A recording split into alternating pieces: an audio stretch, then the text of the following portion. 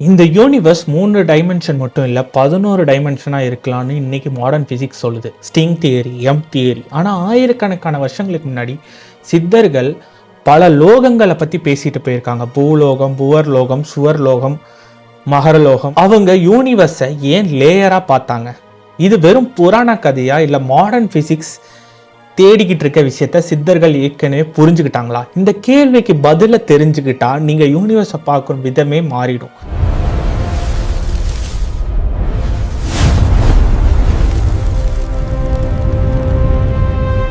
வீடியோக்கு போகிறதுக்கு முன்னாடி நான் உங்ககிட்ட ரிக்வஸ்ட் பண்ணி கேட்குறது ஒரே ஒரு சப்ஸ்கிரைப். நிறைய பேர் சப்ஸ்கிரைப் பண்ணாமல் பார்த்துட்ருக்கீங்க. நீங்கள் பண்ணுற ஒவ்வொரு சப்ஸ்கிரைப், ஒவ்வொரு லைக், ஒவ்வொரு கமெண்ட், ஒவ்வொரு ஷேரும் இன்னொரு 10 பேருக்கு இந்த வீடியோ கொண்டு போய் சேர்க்கும். நானும் ஒன்று என்கரேஜ்மெண்ட்டோட நம்ம சித்தர்கள், நம்ம முன்னோர்கள் என்னென்னலாம் விட்டுட்டு போயிருக்காங்க டிகோட் பண்ணி உங்களுக்கு கொண்டு வந்து சேர்க்குறேன். மனுஷன் வானத்தை பல வருடங்களாக பார்க்குறோம். ஆனால் அவன் பார்த்தது நட்சத்திரங்கள், நிலா, சூரியன். அவன் நினச்சது இதுதான் யூனிவர்ஸ்னு. பின்னாடி டெலஸ்கோப் வந்துச்சு. அப்போது மனுஷன் புரிஞ்சுக்கிட்டான் நம்ம இருக்கிற யூனிவர்ஸ், நம்ம இருக்கிற கேலக்ஸி கூட ஒரு கேலக்ஸி மட்டும்தான்.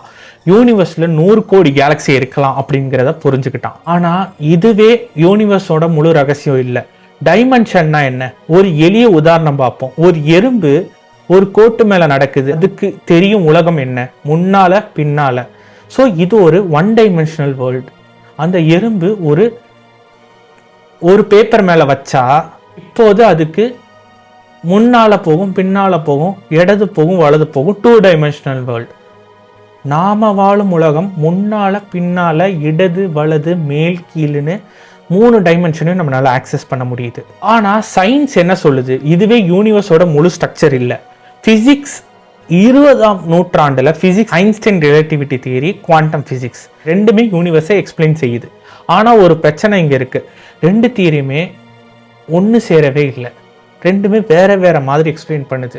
பிரச்சனைக்கு சொல்யூஷன் தேடும் போது தான் சயின்டிஸ்ட் விசித்திரமான ஐடியாவை கண்டுபிடிச்சாங்க, ஸ்ட்ரிங் தியரி. அவங்க என்ன சொல்றாங்க? யூனிவர்ஸ் உள்ள அடிப்படை பொருள் பார்ட்டிக்கல் இல்லை, அது ஒரு அதிரும் எனர்ஜி ஸ்ட்ரிங். அது ஒரு நூல். ஒவ்வொரு பார்ட்டிக்கலுக்கும் ஒவ்வொரு நூல் கனெக்ட் ஆயிருக்கு. ஒரு சின்ன நூல் போல. அந்த நூல் எப்படி வைப்ரேட் ஆகுதோ, அதிருதோ, அதை பொறுத்து எலக்ட்ரான், ஃபோட்டான், குவார்க் உருவாகும். அதாவது முழு யூனிவர்ஸே ஒரு எனர்ஜி வைப்ரேஷன் அப்படிங்கிறது தான் அந்த தியரி ப்ரப்போஸ் பண்ணுது. ஆனால் இந்த தியரி வேலை செய்ய ஒரு பெரிய கண்டிஷன் இருக்கு. என்னன்னா, இது மேத்தமெட்டிக்ஸ் சரியா வரணும்னா யூனிவர்ஸ் 3 டைமென்ஷன் போதாது. சயின்டிஸ்ட் அதை மேத்தமெட்டிக்கலாக கணக்கு போட்டு பார்த்தாங்க, மீண்டும் கணக்கு போட்டு பார்த்தாங்க. பின்ன அவங்க சொன்னது யூனிவர்ஸுக்கு 10 இல்லைன்னா 11 டைமென்ஷன் வேணும், இருக்கலாம் அப்படிங்கிற ஒரு கூற்றுக்கு வந்தாங்க. ஆனா இந்த டைமென்ஷன் எங்க? இதெல்லாம் ஹிடன் டைமென்ஷன் பிசிக்ஸ் சொல்லுது. அந்த எக்ஸ்ட்ரா டைமென்ஷன்லாம் மடங்கி இருக்கலாம் அப்படின்னு சொல்றாங்க. ஒரு பெரிய கம்பிய தூரத்துல பார்த்தா ஒரு கோடு போல தெரியும், ஆனா பக்கத்துல பார்த்தா அது ஒரு சிலிண்ட்ரிக்கல் ஷேப்ல தெரியும். அது கூடுதல் டைமென்ஷனா இருக்குது. அதே மாதிரி தான் யூனிவர்ஸை சில டைமென்ஷன்ல மிக சிறிய அளவில் மடங்கி இருக்கலாம். எக்ஸாம்பிள் இன்னொன்று சொல்றேன். ஒரு பேப்பரை நீங்கள் மடக்குனா இன்னொரு ஸ்பேஸ் உருவாகும், அதை திருப்பி மடக்குனா இன்னொரு ஸ்பேஸ் எக்ஸ்ட்ரா உருவாகும். ஸோ இந்த மாதிரி ஹிடன் லேயர்ஸ் இருக்குது அப்படிங்கிறத இந்த தியரி ப்ரப்போஸ் பண்ணுது. ஆனால் இந்த கான்செப்ட் நம்ம பழைய புராணங்களில் வேறு மொழியில் சொல்லியிருந்தா அதை சயின்ஸ் ஒன்றும் புரிஞ்சுக்கலனா? சித்தர்கள் யூனிவர்ஸை பற்றி பேசும்போது ஒரு வேர்ல்டை மட்டும் அவங்க சொல்லவே இல்லை. அவங்க சொல்கிறதெல்லாம் லோகங்கள். லோகம்னா என்ன? ஒரு இடம் மட்டும் இல்லை, ஒரு எக்ஸிஸ்டன்ஸ் லெவல், ஒரு வைப்ரேஷன் ஸ்டேட், கான்சியஸ்க்கான லேயர். அதனால தான் ஏன்ஷியன் காஸ்மாலஜியில் யூனிவர்ஸை லேயர்ஸாக பார்த்தாங்க. 14 லோகங்கள்னு சொல்லியிருக்காங்க. ஏன்ஷியன் காஸ்மாலஜியில் யூனிவர்ஸை 14 லெவல்ஸாக சொல்கிறாங்க. மேலே 7, கீழே 7. பூலோகம், புவர்லோகம், சொர்க்கலோகம், மகரலோகம், ஜனலோகம், தபலோகம், சத்தியலோகம். இதெல்லாமே இது ஒரு பிசிக்கல் பிளேஸ் டிஸ்கிரிப்ஷன் மட்டும் இல்லை, கான்சியஸ் லேயர். சித்தர்கள் சொன்னது இந்த லோகங்கள் உணர்வு நிலைகள். நம்ம இருக்கும் பூலோகம் ஒரு மெட்டீரியல் ரியாலிட்டி. ஆனால் மனிதன் தியானத்தில், மெடிடேஷனில் குண்டலினி எழுப்பி அவனோட அறிவு விரிந்தால் அவன் பெர்செப்ஷன் மாறும், அவன் அனுபவிக்கும் உலகம் மாறும். இதனால தான் ஒரு பெரிய கேள்வி என்னன்னா, நான் நிறைய வீடியோஸை சொல்லியிருக்கேன், எல்லா உலகமும் வேற வேற ஸ்டேட்டில் வைப்ரேட் ஆகிட்டு இருக்கும். ஸ்ட்ரிங் தியரியும் அதான் சொல்லுது, வைப்ரேஷன் மாறுச்சுன்னா அந்த ஸ்டேட் அந்த பார்ட்டிக்கலே மாறும். அதே மாதிரி நம்ம வேறு ஸ்டேட்டில் வைப்ரேட் ஆனால் நம்மளால வேறு உலகங்களை ஃபீல் பண்ண முடியும். இதை தான் ஹிட்டனாக நம்ம முன்னோர்கள் சித்தர்கள் சொல்லிட்டு போயிருக்காங்க. அதை இப்போது ஒரு 40-50 வருஷத்துக்கு முன்னாடி வந்த ஒரு தியரி ப்ரப்போஸ் பண்ணுது. ஆனால் அதை பற்றி எல்லாரும் பேசுகிறாங்க, இதை பற்றி யாருமே பேசலை. மாடர்ன் ஃபிசிக்ஸ் சொல்கிறது 11 டைமென்ஷன், ஏன்ஷியன்ட் காஸ்மாலஜி சொல்லுது பல லோகங்கள்.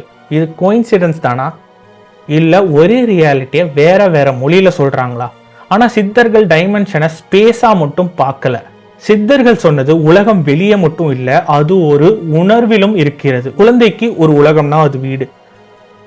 ஒரு சித்தருக்கு உலகம்னா முழு காஸ்மிக் பிரபஞ்சம், அண்ட பிரபஞ்சம் எல்லாத்தையும் தாண்டி தான் ஒரு சித்தருக்கு உலகம்ங்கிறது. அதனால தான் அவங்க லோகங்கள் பற்றி பேசுனாங்க. மாடர்ன் சயின்ஸ் டெலஸ்கோப் வந்து பிறகு யூனிவர்ஸை பார்க்குது. ஆனால் சித்தர்கள் உள்ளுணர்வை கொண்டு அவங்க யூனிவர்ஸை ஃபீல் பண்ணாங்க.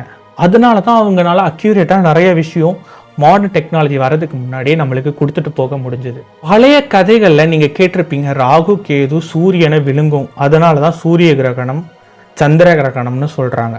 பலர் இதை ஒரு கதைன்னு நினைக்கிறாங்க. ஆனால் உண்மையிலே இது ஒரு அறிவியல் விளக்கம். சித்தர்கள் மண்ணில் ஒரு வட்டம் வரைஞ்சி பூமி சூரியனை சுற்றுதுன்னு, நிலா பூமியை சுற்றுதுன்னு.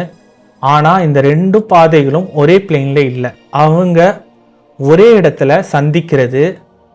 அந்த சந்திக்கும் புள்ளி தான் மாடர்ன் ஆஸ்ட்ரானமி சொல்லுது ஆர்பிட்டல் நோட்ஸ். ஒரு நோடு அசெண்டிங் நோடு, மற்றொரு நோடு டிசெண்டிங் நோடு.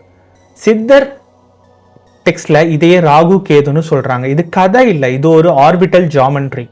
அதாவது பழைய மனிதர்கள் கிரகணம் எப்படி நடக்குதுன்னு புரிஞ்சுக்கிட்டாங்க. இரவு வானத்துல ஒரு நட்சத்திரம் மட்டும் அசையாம இருக்கு. சித்தர்கள் வானத்தை கவனிக்கிறாங்க. வானத்துல ஒரு நட்சத்திரம் அசையாம இருக்கு, அதுக்கு பேரு துருவ நட்சத்திரம், போல் ஸ்டார். பூமி சுழலும் போது நட்சத்திரம் எல்லாம் அதை சுற்றி சுழல்வது போல தெரியும். துருவலோகம் அனைத்து எல்லா நட்சத்திரமும் அதை தான் சுத்தி சுழலுது அப்படின்னு சொல்றாங்க. இன்னைக்கு மாடர்ன் ஆஸ்ட்ரானமில என்ன சொல்றாங்க, பூமியில போல் ஸ்டார் அதாவது துருவ நட்சத்திரம் பக்கத்துல ஒரு பாயிண்ட் இருக்கு, அது அந்த ஒரு ஆக்சிஸ் பூமியோட ஆக்சிஸ் பாயிண்ட் இருக்கு, அதனாலதான் எல்லா நட்சத்திரங்களும் அதை சுத்தி சுழல்வது போல தெரியுதுன்னு சொல்றாங்க.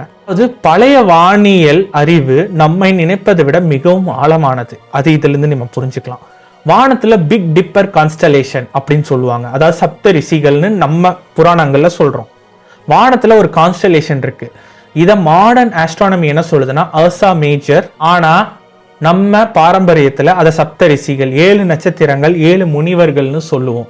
இந்த கான்ஸ்டலேஷன் போல் ஸ்டாரை சுத்தி சுழலுது, அதாவது அந்த துருவ நட்சத்திரத்தை சுத்தி சுழலுது. அதனாலதான் ஏன்ஷியன்ட் ஆஸ்ட்ரானமர்ஸ் இதை காஸ்மிக் டீச்சர் போல பார்த்தாங்க. அதனாலதான் சப்தரிஷிகள் வானத்துல இருக்காங்கன்னு சொன்னாங்க. ஏன்ஷியன்ட் காஸ்மாலஜில 14 லோகங்கள் பத்தி ஆல்ரெடி நான் சொன்னேன். மேலே 7 கீழே 7. மேல உள்ள லோகங்கள் பூலோகம், மனிதர்கள் வாழும் லோகம், புவர் லோகம், உயிர் சக்தி லோகம், சொர்க்கலோகம், நட்சத்திர லோகம், மகரலோகம், மேம்பட்ட அறிவு நிலை லோகம், ஜனலோகம், படைப்பு அறிவு, தபலோகம், தியான சக்தி, சத்தியலோகம், உயர்ந்த உணர்வு. கீழே உள்ள லோகங்கள் அதல, விதல, சுதல, தலாதல, மகாதல, ரசாதல, பாதாள லோகம். இதை லிட்டரலா வேர்ல்டா நம்ம பார்க்க வேண்டாம். இது ஒரு உணர்வு நிலைகள், அதிர்வு நிலைகள், vibrating planes, vibrating dimension. Modern physics என்ன சொல்லுது, யூனிவர்ஸுக்கு 11 டைமென்ஷன் இருக்கு, அதுல 3 டைமென்ஷன் நம்ம பார்க்கிறோம், மீதி டைமென்ஷன்லாம் மடங்கி இருக்கலாம் அப்படின்னு சொல்றாங்க. நான் ஆல்ரெடி ஒரு பேப்பர் எக்ஸாம்பிள் சொன்னேன்ல, அதே தான் சித்தர் சொல்றது. பல லோகங்கள் அவை விண்வெளியில மட்டும் இல்ல, அதிர்வு நிலைகள்ல இருக்குன்னு, வைப்ரேட்டிங் ஸ்டேட்ல இருக்குன்னு சொல்றாங்க. ஒரு மனிதன் பூலோகத்துல வாழ்றான், ஆனா அவன் அறிவு உயர்ந்தால் அவன் அனுபவிக்கும் உலகம் மாறும் அப்படின்னு சித்தர்கள் சொல்றாங்க. அதாவது ஸ்ட்ரிங் தியரி படி ஒரு பார்ட்டிகளோட வைப்ரேட்டிங் ஸ்டேட் மாறுச்சுன்னா அது வேற மாதிரி மாறும் அப்படின்னு சொல்றாங்க. இப்ப சித்தர்களும் அதே தான் சொல்றாங்க. அறிவு உயர்ந்தால் அவன் அனுபவிக்கும் உலகம் மாறும். தியானத்துல மனிதன் வேறு உணர்வு நிலை அனுபவிக்கிறான். அதாவது சித்தர்கள் சொன்னது, உலகம் மாறவில்லை, உணர்வு தான் மாறுது. அதாவது அவன் வைப்ரேஷன் வேற ஒரு ஸ்டேட், இப்போ நான் சொன்ன 7 மேல் லோகம் 7 கீழ் லோகம், ஏதாவது ஒரு ஸ்டேட்டோட வைப்ரேட்டிங் ஸ்டேட்டோட மேட்ச் ஆச்சுன்னா அவன் அந்த உலகத்தை உணர முடியும் அப்படிங்கிறது தான் இதோட அர்த்தம். இன்னைக்கு நான் சொன்னதெல்லாம் ஓரளவுக்கு உங்களுக்கு புரிஞ்சிருக்கும்னு நினைக்கிறேன். இந்த மாதிரி இன்ட்ரெஸ்டிங்கான ஃபேக்ட்ஸ் எல்லாம் உங்களுக்கு வேணும்னா நீங்கள் இந்த வீடியோவை நிறைய பேருக்கு ஷேர் பண்ணுங்கள். நீங்கள் பண்ணுற ஷேர் எனக்கு இன்னும் ஹெல்ப்ஃபுல்லாக இருக்கும். உங்களுக்கு ஏதாவது ஐடியா இருந்துச்சுன்னா கமெண்ட் பண்ணுங்கள். நான் நிறைய வீடியோஸ் இதே மாதிரி டிகோட் கொண்டு வந்து சேர்க்குறேன். அது வரைக்கும் அடுத்த வீடியோவில் இன்ட்ரெஸ்டிங்கான அடுத்த வீடியோவில் பார்க்குற வரைக்கும் நன்றி, வணக்கம். நம் முன்னோர்களின் பண்டை ரகசியங்கள் ஆன்மீகமும் அறிவியலும் சங்கமிக்கும் இடம். கடவுள், சித்தர்கள், வேற்று கிரகவாசிகள் பற்றி எங்கள் புனித நூல்கள் மற்றும் புராணங்களில் இருந்து மேலும் அறிய வேண்டுமானால் தயவு செய்து சப்ஸ்கிரைப் செய்யவும், லைக் செய்யவும், பகிரவும்.